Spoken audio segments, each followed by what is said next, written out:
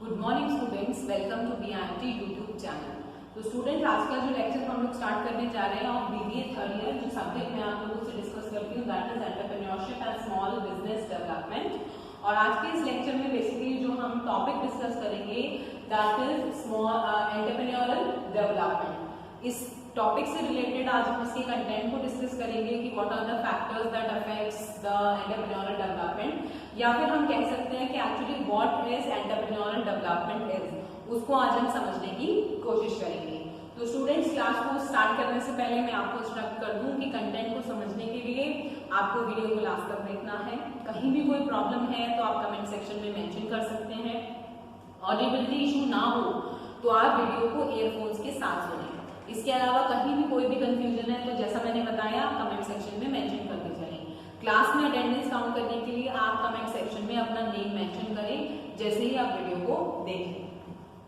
चलिए let us start with the subject. Topic जैसे मैंने बताया entrepreneurial development. The entrepreneurship development is impetus to achieve all over economic development through industrial activity. तो अगर मैं बात करती हूँ एंटरप्रेन्योरशिप डेवलपमेंट की, तो it is basically responsible to achieve overall economic development through industrial activity. Industry द्वारा, organisation द्वारा किसी भी तरह की जो एक्टिविटीज हैं जो डायरेक्टली इनडायरेक्टली इकोनॉमिक डेवलपमेंट को बेसिकली सपोर्ट करती है, ऐसे डेवलपमेंट को एंटरप्रेन्योरशिप डेवलपमेंट कहा जाता है या वो उसके एस्पेक्ट में आता है। In developing countries, importance of small and medium scale units for economic growth, industrial development and employment at a relative low capital is well recognized. अगर मैं बेसिकली डेवलपिंग कंट्रीज की बात करूं तो ऐसी यूनिट्स, ऐसी एंटरप्रेन्योरल ऑर्गेनाइजेशन जो small और मीडियम स्केल पर अपनी एक्टिविटीज, अपने बिजनेस वेंचर्स को चला रही हैं, चाहे उनके पास स्मॉल अमाउंट ऑफ कैपिटल हो but they are well recognised in the economic growth. उनका इकोनॉमिक ग्रोथ में काफी अच्छा रेशियो रहता है and they are very well recognised.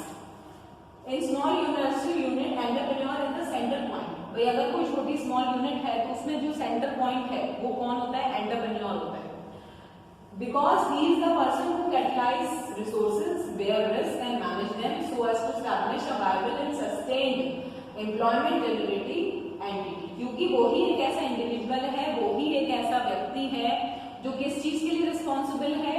वो रिस्पॉन्सिबल है for basically bearing risk, for managing the resources and इसके अलावा and to establish a sustained employment generating entity. एक ऐसा वेंचर, एक ऐसी एंटिटी को स्थापित करना जो आने वाले समय पर भी, आज तो कर ही रही है, आने वाले समय पर भी लोगों के लिए एम्प्लॉयमेंट जनरेट करती रहे। इसलिए एंटरप्रेन्योर एक वहां का सेंटर पॉइंट माना जाता है। Entrepreneurship requires N environment in which an entrepreneur can learn and discharge necessary functions. Basically entrepreneurship जो ये एक्टिविटी है, इसको एक अपना एक अलग एनवायरनमेंट, एक माहौल चाहिए होता है जिसके अंदर एंटरप्रेन्योर अपने बेसिकली चीजों को समझ सके, लर्न कर सके, प्रैक्टिस कर सके और जो नेसेसरी फंक्शंस हैं उनको परफॉर्म कर सके। फॉर एन एंटरप्रेन्योरल डेवलपमेंट, अगर आप चाहते हैं कि एंटरप्रेन्योरल डेवलपमेंट हो, वेंचर में भी ग्रोथ हो, इकोनॉमिक डेवलपमेंट भी आए और एंटरप्रेन्योर भी अपने जो ग्रोथ है, कैपेबिलिटीज हैं उनको अर्न करता रहे, तो बेसिकली उसके लिए हमें क्या चाहिए? Intelligence, motivation, knowledge, stimulation, sustain effort, human factor, government assistant and support opportunities as entrepreneurship cannot grow in vacuum। भाई सिंपल सी बात है, एंटरप्रेन्योरशिप कभी भी वैक्यूम में ग्रो नहीं हो सकती कि भाई आपने एक बार सिस्टम स्टार्ट कर दिया तो बस ठीक है उसी के अंदर सब चीजें होती रहेंगी और वहीं से ग्रोथ और वहीं से इकोनॉमिक डेवलपमेंट आ जाएगा। नो, एंटरप्रेन्योरशिप डेवलपमेंट अगर आप सच में चाहते हैं तो हमें इन सभी फैक्टर्स पे ध्यान देना होगा related to intelligence of the entrepreneur, motivation of the entrepreneur, knowledge he is gaining, stimulation and sustained effort created by them, human factors, government का assistance बहुत जरूरी है, नई अपॉर्चुनिटीज का मिलना बहुत जरूरी है। तो ये सब फैक्टर्स हैं जो मेजर रोल प्ले करते हैं एंटरप्रेन्योरल डेवलपमेंट में। The process of entrepreneurial development emphasis on, अगर कोई भी यूनिट या कोई भी एंटरप्रेन्योर ये चाहता है कि एंटरप्रेन्योरल डेवलपमेंट आए तो उस प्रोसेस में क्या चीजें इन्वॉल्व होती हैं? जैसे कि training, education, orientation, creation of conductive and healthy environment for the growth of enterprise. Basically क्या क्या चीजें इन्वॉल्व होती हैं कि भाई एक तो reorientation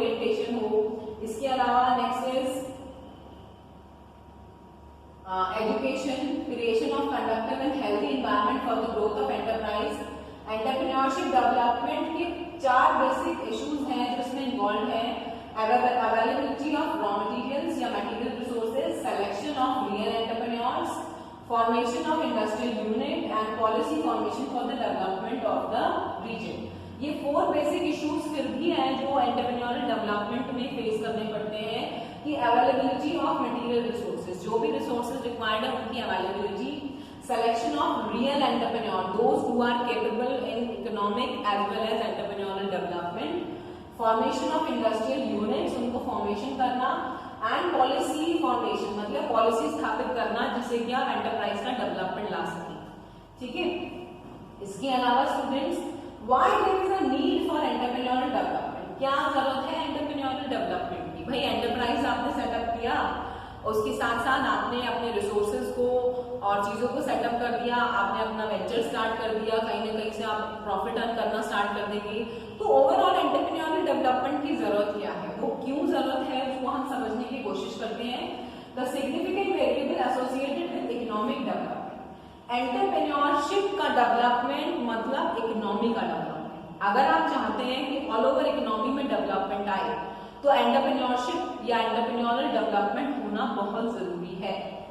People with high need for achievement tends to be more successful entrepreneurs as compared to people with low achievement. ऐसे लोग ऐसे एंटरप्रेन्योरल, क्योंकि हमने ये पढ़ा है कि एंटरप्रेन्योरल कैरेक्टरिस्टिक्स में एंटरप्रेन्योर एक हाई अचीवमेंट एंटरप्रेन्योर कहलाता है, तो जिनके नीड ऑफ अचीवमेंट हाई होते हैं वो बेसिकली ज्यादा सक्सेसफुल होते हैं as compare to people with low achievement.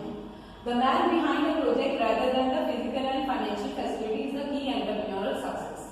Enterprise की सक्सेस के पीछे पैसा या रिसोर्सेज उतना महत्व नहीं रखता है जितनी इंपॉर्टेंस उस पर्सन की होती है who is behind the project, behind the idea.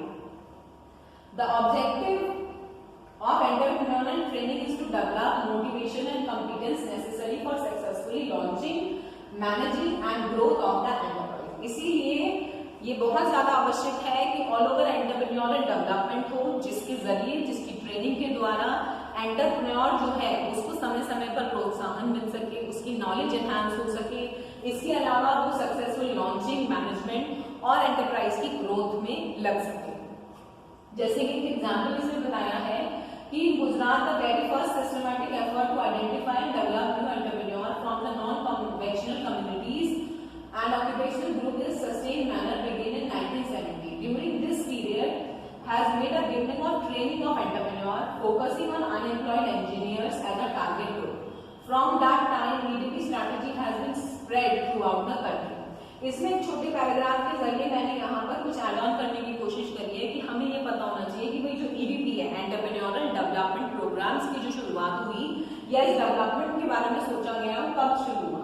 Gujarat में सबसे पहले सिस्टमैटिक एफर्ट्स को चलाया गया था और 1970s में, जहां पर कुछ ऐसे एंटरप्रेन्योर्स को आइडेंटिफाई किया गया जो बेसिकली अनएम्प्लॉयड थे and these are basically unemployed engineer, जिनको टारगेट किया गया, उनको ट्रेन किया गया। ऑक्यूपेशनल ग्रुप्स में से, ऐसी कम्युनिटी में से लोगों के ग्रुप्स बनाए गए जिन पर उनको बेसिकली ट्रेनिंग दी गई इस टारगेटेड ग्रुप।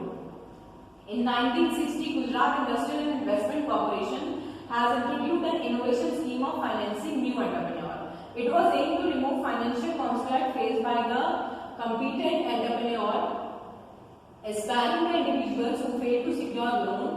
इसीलिए गुजरात में 1968 में बेसिकली एक स्कीम जारी की गई जिसके अंदर एंटरप्रेन्योर्स, जो नए एंटरप्रेन्योर्स थे, जो फाइनेंस की कमी की वजह से चीजें नहीं कर पा रहे थे, डिमोटिवेट हो जाते थे, तो उनके लिए स्कीम लॉन्च हो पाई। जो लोन असिस्ट नहीं कर पा रहे थे तो वो अपना स्टार्टअप कर सकते हैं।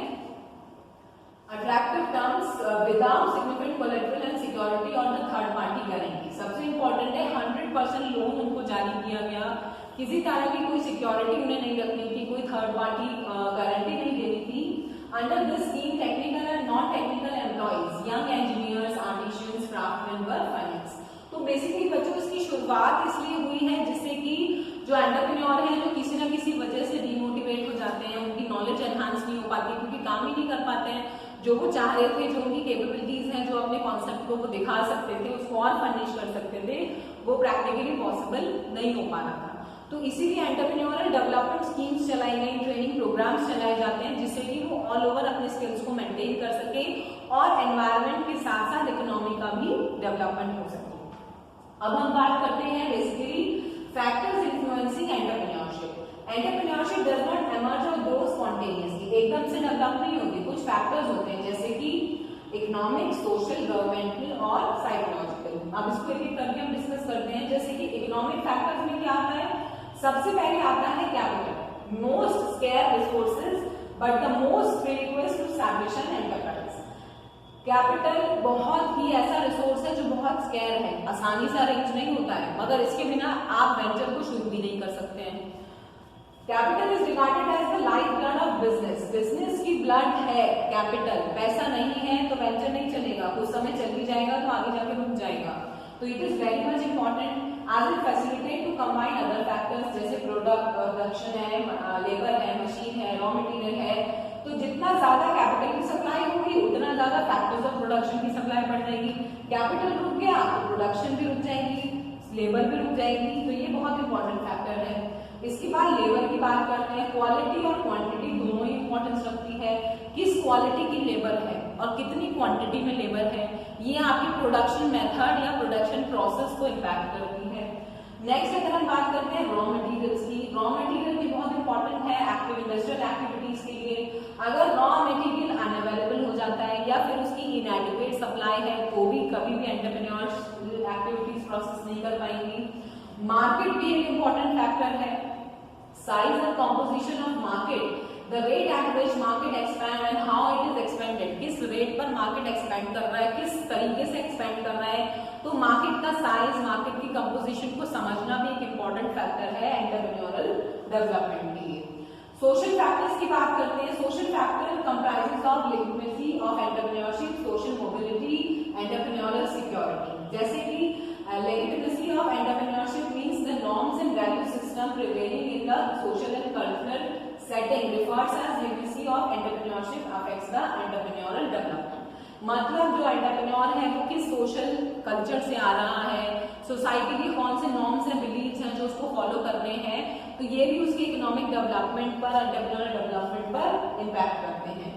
सोशल मोबिलिटी मतलब degree of mobility both social and geographical, the nature of mobility channel with in a system is also crucial. Social mobility मतलब डेमोग्राफिक तौर पर एज, जेंडर, ग्रुप वाइज और सोशल लेवल पर जो नॉर्म्स एंड बिलीव्स हैं दोनों को देखा जाता है कि कितने मोबाइल फैक्टर्स हैं, whether they can move from one position to another और they are not able to move. तो ये हमारे डेवलपमेंट में एक बड़ा इंपॉर्टेंट फैक्टर होता है। Entrepreneurial security means entrepreneurial security is an important facilitator of entrepreneurial behavior, suggesting that insecurity does not hinder entrepreneurship but rather will result in different kinds of entrepreneurial activities such as basically क्या होता है कि entrepreneurial जो security activities, security की अगर मैं बात करूं तो ये कुछ ऐसा पॉइंट ऑफ व्यू है जिसमें एंटरप्रेन्योर की बिहेवियर इम्पैक्ट होते हैं। बिहेवियर इम्पैक्ट होते हैं कि वेदर ही और she is secure in the type of society, जिस तरह का वो काम कर रहा है, जिस बिजनेस में वो इन्वॉल्व है वो आगे चल पाएगा कि नहीं चल पाएगा। तो वो सब चीजें इस फैक्टर्स में जुड़ी हैं। इसके बाद अगर हम गवर्नमेंट फैक्टर्स की बात करते हैं तो गवर्नमेंट भी उतनी जिम्मेदार है इकोनॉमिक डेवलपमेंट में। अगर गवर्नमेंट की लॉज है, रूल्स है, रेगुलेशंस हैं वो सूट नहीं कर रही है, वो फेवरेबल नहीं है, तो आपका प्रोजेक्ट आगे चलने में दिक्कत कर सकता है। साइकोलॉजिकल फैक्टर्स का मतलब होता है कि as a person different psychological theories होती हैं of every person, of every individual, of every entrepreneur. तो वो किस कॉन्सेप्ट को फॉलो कर रहा है, एंटरप्रेन्योर का माइंडसेट कैसा है, सोसाइटी का माइंडसेट कैसा है, तो वो भी एक फैक्टर है जो आपकी डेवलपमेंट को इम्पैक्ट करता है। तो बेटा ये सब जो पॉइंट्स है बेसिकली आज इस क्लास में हमने इसलिए डिस्कस करे हैं जिससे कि आप इजीली इनको समझ पाए कि एंटरप्रेन्योरल डेवलपमेंट का मतलब क्या है। एंटरप्रेन्योरल डेवलपमेंट मींस इकोनॉमी का डेवलपमेंट। कोई भी एंटरप्रेन्योर अगर उसने अपना बिजनेस स्टार्ट किया है, सेटअप किया है, समय समय पर अगर उसे प्रोत्साहन नहीं मिलेगा, ट्रेनिंग नहीं मिलेगी, उसका डेवलपमेंट नहीं होगा तो ऑल ओवर जो डेवलपमेंट है वो रुक सकता है। इसकी शुरुआत गुजरात के एक स्मॉल स्कीम से स्टार्टअप हुई जिसमें लोगों को ट्रेनिंग दी गई, फाइनेंस प्रोवाइड किया गया और उन्होंने डेवलपमेंट दिखाया। तो इसीलिए एंटरप्रेन्योरल डेवलपमेंट को समझना हमारे लिए जरूरी था। कॉन्सेप्ट से रिलेटेड कहीं भी कोई प्रॉब्लम है तो कमेंट सेक्शन में मेंशन करें। इस टॉपिक के जो नोट्स हैं वो मैंने लिंक्स में अटैच कर दिए हैं, तो आप वर्ड टू वर्ड उन्हें फॉलो कर सकते हैं। बेसिक कंटेंट पे आपको ध्यान देना है कि जो टॉपिक मैंने आपको समझाने की कोशिश की है वो आपको क्लियरली समझ में आ रहा है नहीं। Thank you.